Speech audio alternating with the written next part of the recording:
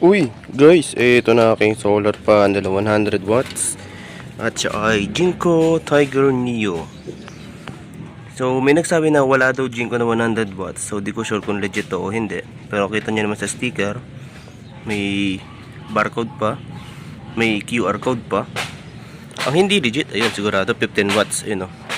Pero mukhang, based on my experience, convincing tong panel na to. So, ngayon is umuulan, as you can see. Basa yung kalahati ng bubong.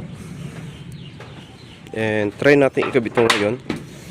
Not sure if this is the good time para magkabit ng bubong ay ng panel kasi umuulan. Pero mas better na yung umuulan kaysa man sa trek ang araw. Alam mo yung kutis artista natin baka masira.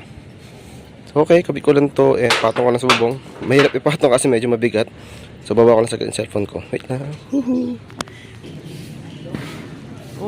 Okay, ayun na siya. Malakas na yung ulan. So, ito na.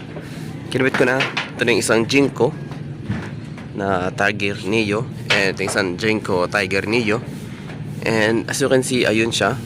Yung negative doon, punta sa positive neto. And negative neto doon. So, ayun yung dalawang 30 watts ko. Sinama ko na rin.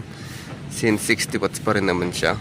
At doon siya naka parallel connection.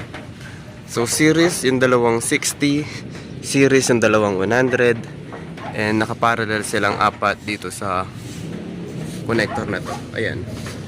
Doon na tayo sa baba, tingnan natin kung ano itsura na setup ay ng Harvest. Woohoo! Uy guys, time check 10:30 AM and sinet ko siya sa 27.5 na high voltage cutoff. So hindi siya angat ng ganun. And yung Harvest is hyper empowered. So ang gagawin ko, kailangan namin magbukas. And this time, kakabit na natin to. Una natin ikakabit is yung LVD and yung relay.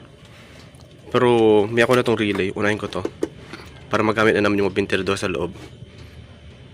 So syempre, ito yung port. Pula sa positive, black sa negative.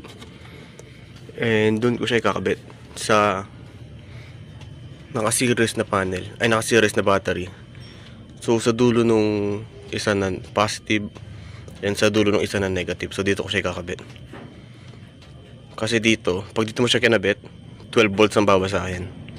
So dito dapat para 26 or 24 yung babasahin.